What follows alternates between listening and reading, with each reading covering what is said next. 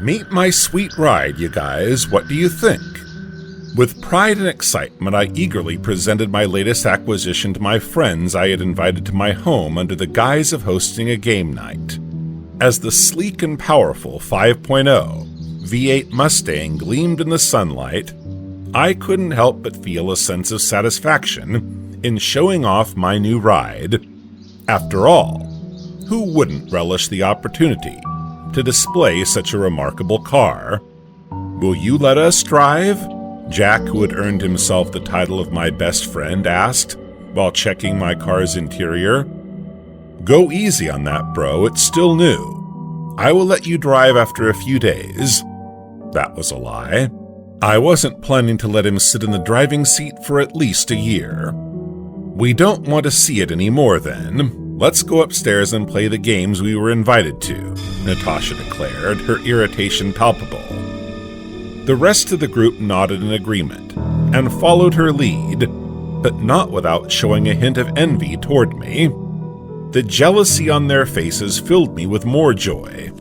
I know I'm an arrogant douche, but at least I'm a douche who worked hard to achieve my goals, and after years of diligent saving, I was finally able to buy Ford Mustang, and I am proud of that sense of accomplishment.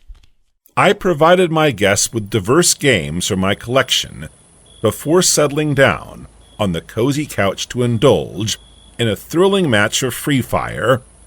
A loud and jarring slam echoed throughout my garage as I was looting a kill. My heart leaped into my throat as I frantically rushed toward the source of the sound, leaving my game open on the couch. Some trailed behind me, while others remained engrossed in their games with headphones on, oblivious to the commotion. As I stood in the garage, my eyes fell upon my Ford, and my heart sank to my stomach. The garage door was open, and my car had been vandalized. A once pristine vehicle was now a mangled mess of twisted metal and shattered glass. Someone had taken out all their rage and frustration on my beloved car.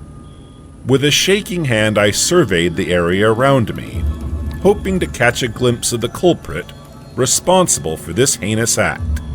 But my gaze returned to my friends, and I knew they were all with me, so they were innocent. Nevertheless, I asked brokenly, "Who did this?" As I gazed at the damage to my car, a lump formed in my throat, and tears threatened to spill over. My friends looked at me, confused and unsure of what to do next. Realizing that standing frozen wouldn't get me any closer to resolving the situation, I grabbed my phone and dialed 911. I reported the incident, determined to bring whoever was responsible to justice. They needed to be held accountable for their cruel actions, and I would make sure they served time behind bars. "You guys can go. Tell the others to leave as well," I stated, before proceeding inside to retrieve the car keys and assess the extent of the damage, beyond what was immediately apparent. Upon closer inspection, the vehicle had been extensively vandalized. It had been keyed around its entirety, paneling kicked in, wipers removed, lights smashed, and the car windows had been shattered by what appeared to be a baseball bat or a similarly heavy object. Upon the arrival of 2 police officers, I noticed that one of them was a trainee. They began asking questions and taking photographs of my vehicle, with little ado. In their quest to gather as much information as possible, they inquired if I had any suspicions or if a security camera was installed in my garage. With all honesty, I provided them with a detailed account of what had occurred earlier in the day. As the officers were departing, one of them happened to notice a camera that had been installed in a store located in front of my residence. The camera may have captured footage of whatever had occurred in the area.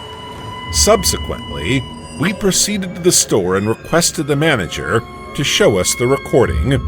I have always felt that the man in charge of the store had been impolite and irritable towards me, which made me suspicious that he may have been responsible for the damage inflicted on my car.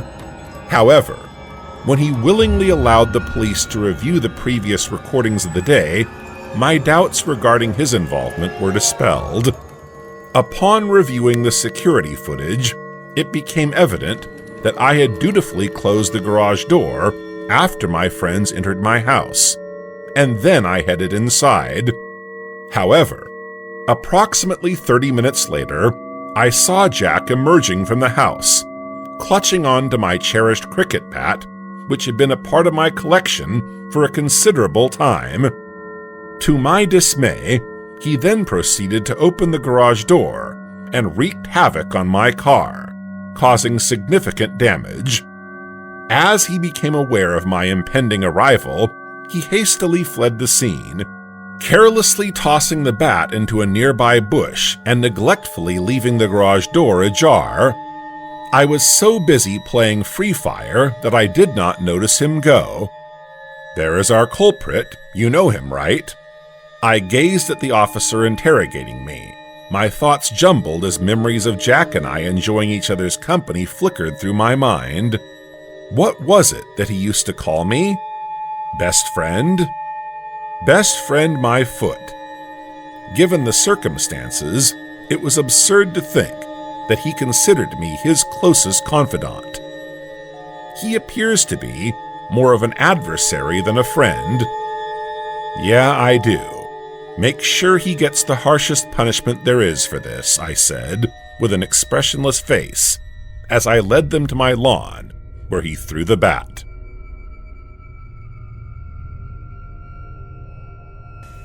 Hey guys, thanks so much for all the support.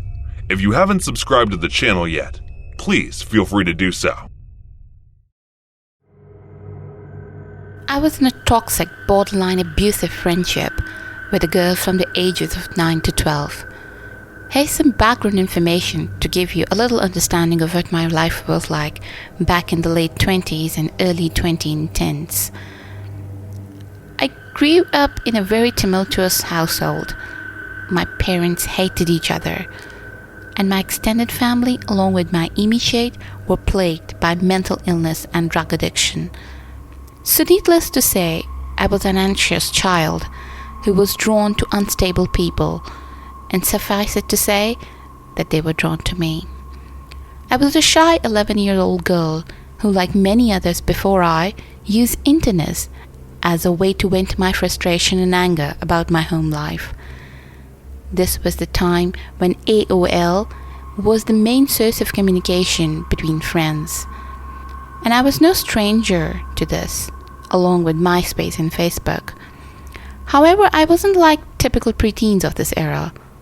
Also, I thought I kept my profiles private, never accepted a follow or a friend request that I didn't know, and never shared my location on the set profiles. This is the part where I introduce Tanya. Tanya isn't her name, of course, as I don't want her real name in case she just so happens to read this thread, watches the YouTube channel, or listens to the podcast. So we'll just call her Tanya. Tanya and I met in elementary school, one of the points in my life where my family situations was quite volatile. And in the retrospect, I think she sensed this. I was vulnerable, and Tanya took advantage of my innocence. She never really displayed any signs of her true intentions in the beginning, as they never usually do.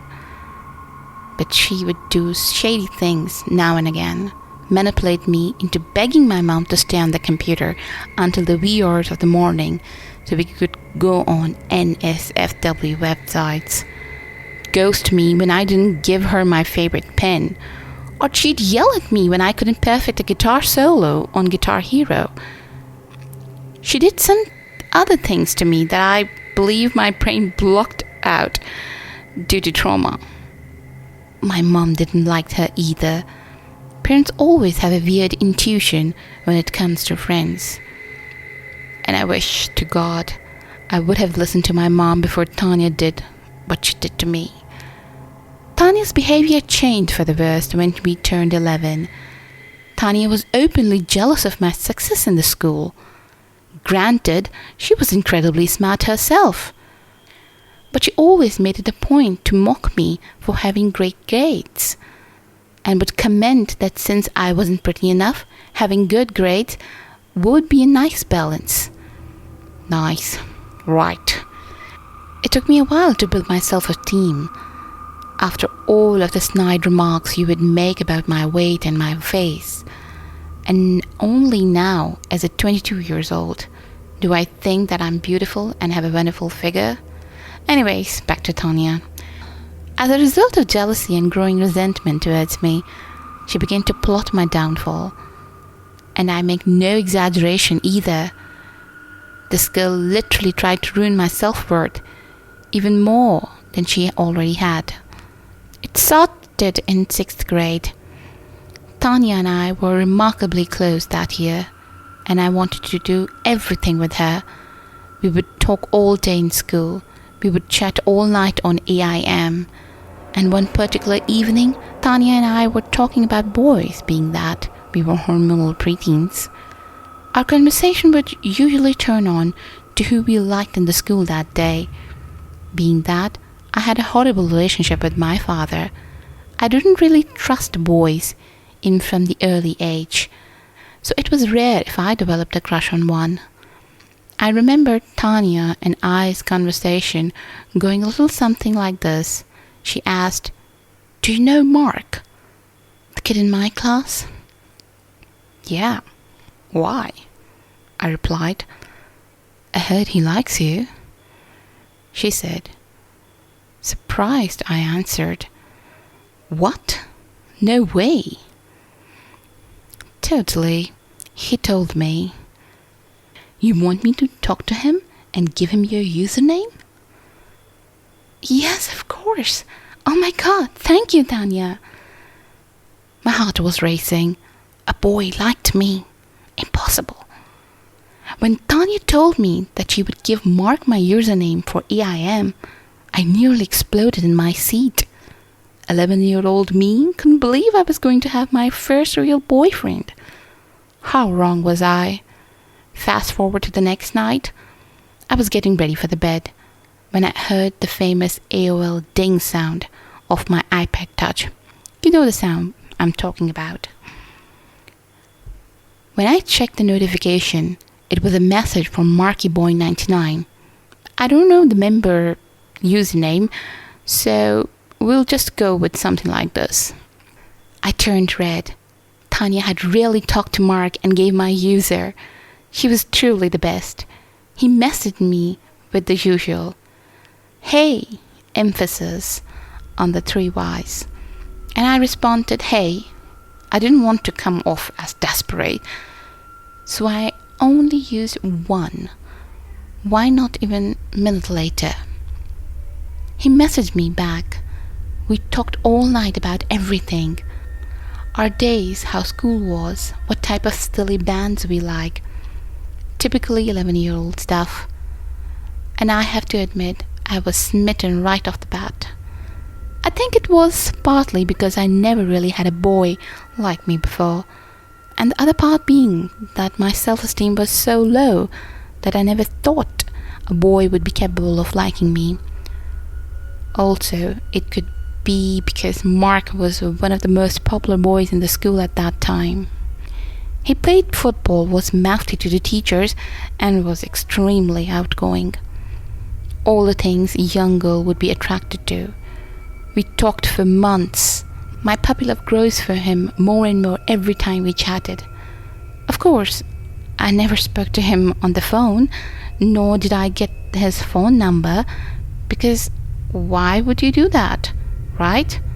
All the time I was speaking to him, Tanya will be gassing me up, telling me how proud she was of me, and that I deserved a boyfriend. My suspicions of Mark only began to grow when I attempted to approach him during the school hours. Again, I had anxiety, so I would never really speak to Mark outside of AIM.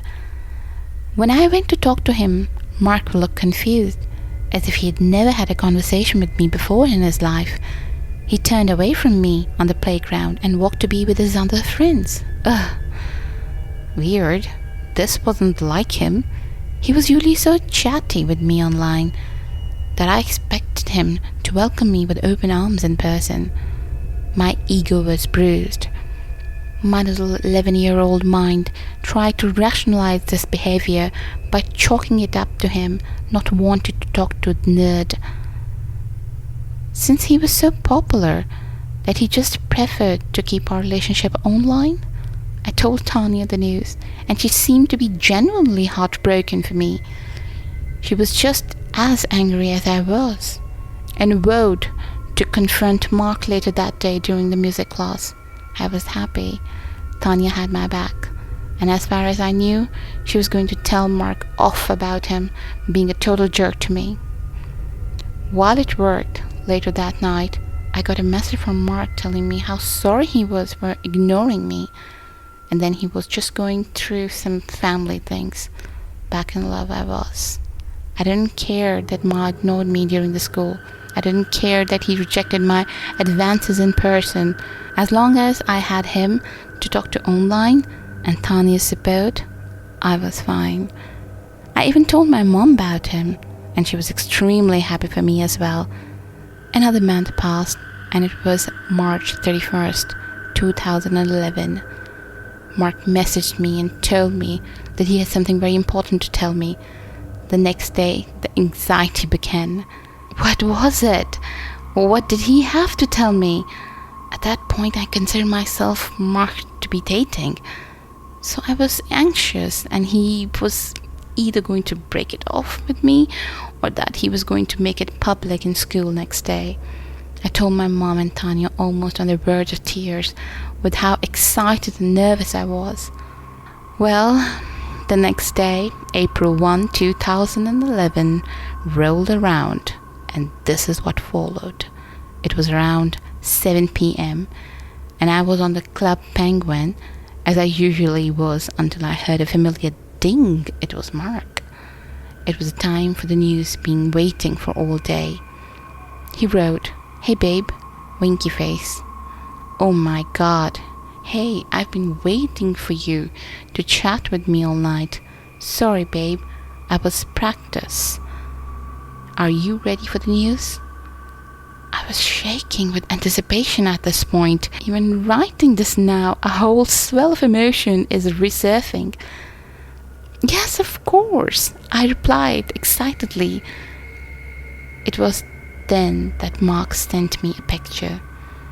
I opened it. Only it wasn't Mark. It was Tanya.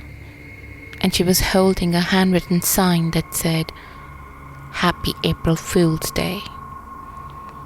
At first I started laughing. And I mean, it was an ugly laugh. Of course it was a prank.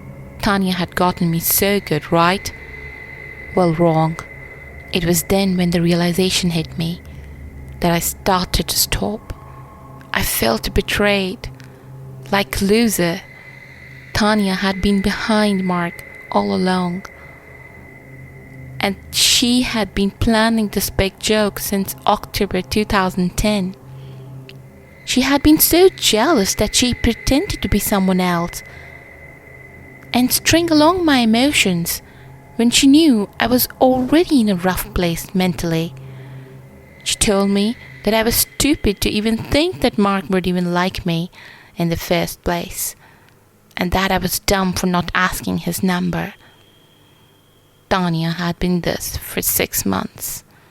An 11-year-old girl plotted Mark, used him to make me think that a boy liked me, and tricked me into believing that I had a boyfriend, all the while telling me when we hung out that she was happy for me and Mark and I were a cute couple. I told my mom, who then called her mom. My mother was livid, to say the least.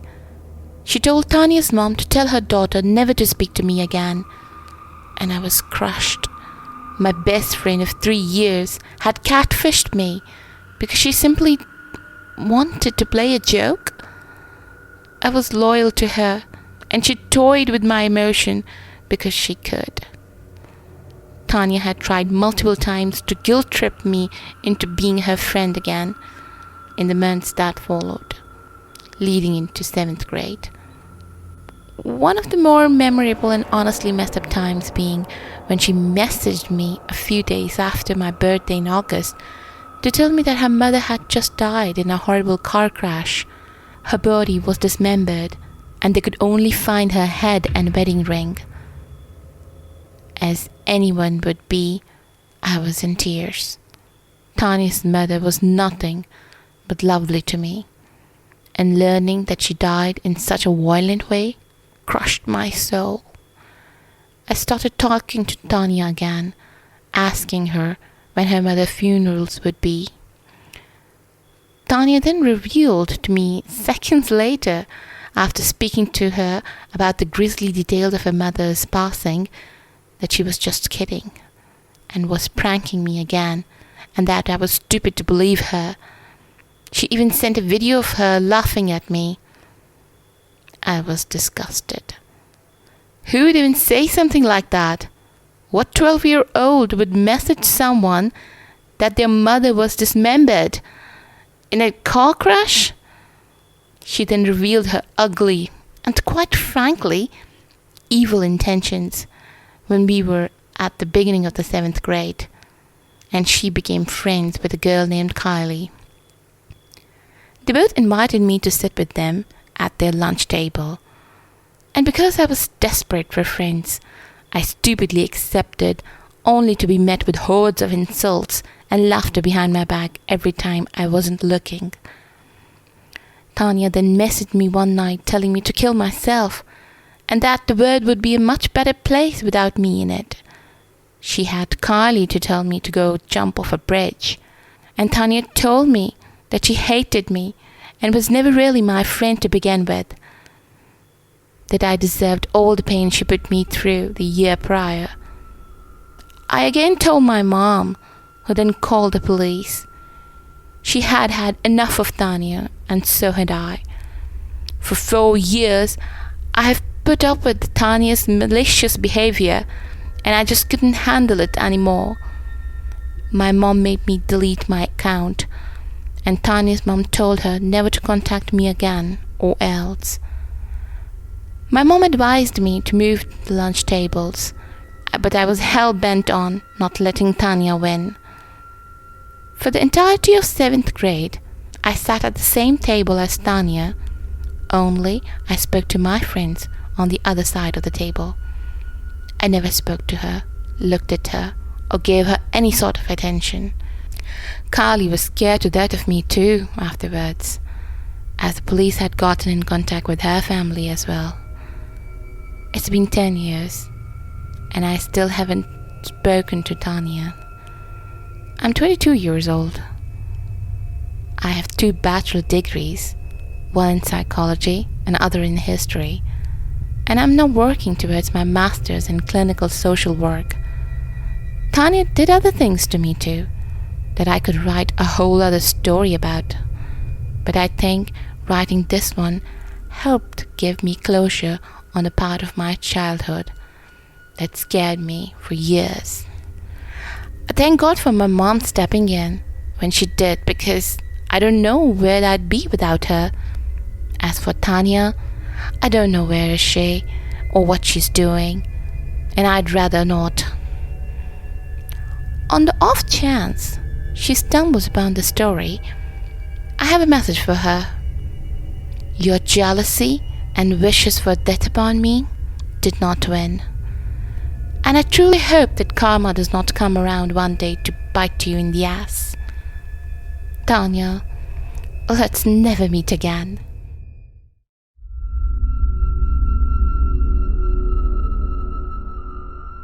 This happened yesterday, and before anyone says anything, yes, I know I'm stupid.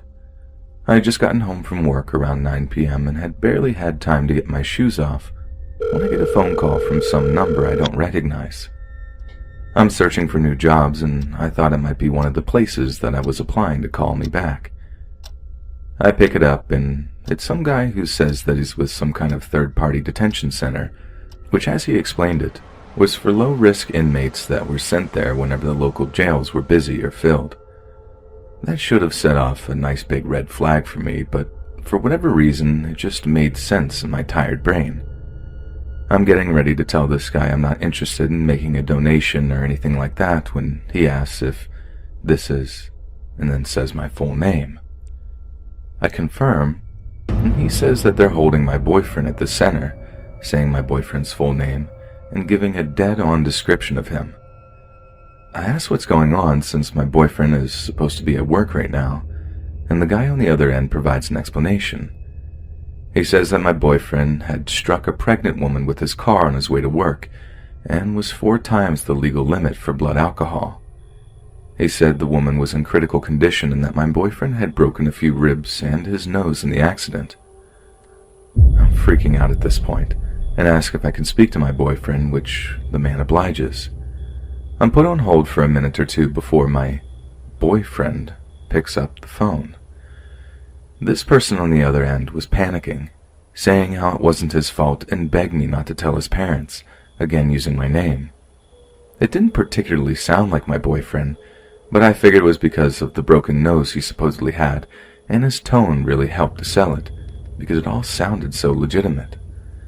The man from before comes back on the line before I can ask any questions, and explains that they had to sedate my boyfriend since he had begun to panic and hyperventilate, which I was starting to relate to more and more by the second. The man on the other end tells me that I should come right away and that the bail is set at $2,000, cash only. I stupidly tell him that I don't have that much and that maybe I have half of that. He tells me that it's fine and that I can work something out with the front office once I get there, and to just bring what I have, and seeming like he's trying to calm me down. He's given me the address and I can barely hold a pen because my hands are shaking so badly, and I'm very poorly trying to hold back tears.